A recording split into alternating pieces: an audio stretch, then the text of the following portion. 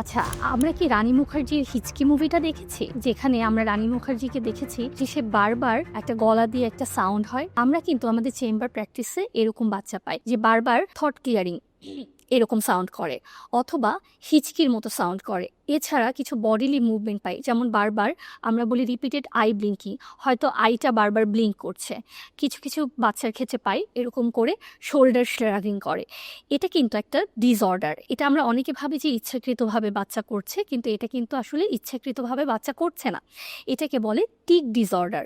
এবং আমাদের বডিলি যে সিমটমসগুলো হয় এগুলোকে আমরা বলি মোটর টিক। এবং গলায় যে সাউন্ড হয় লাইক থ্রোট ক্লিয়ারিং অথবা বারবার গ্রান্টিং সাউন্ড করছি, হিচকি সাউন্ড করছি, এটাকে বলি আমরা ভোকাল টিক। এবং এই মোটর টিক এবং ভোকাল টিক যখন একসাথে থাকে তখন আমরা এটাকে বলি টোরেট ডিসঅর্ডার। বাচ্চাদের মধ্যে যদি এই ধরনের লক্ষণ থেকে থাকে অবশ্যই আর্লি অ্যাসেসমেন্ট প্রয়োজন এবং আর্লি ট্রিটমেন্ট প্রয়োজন।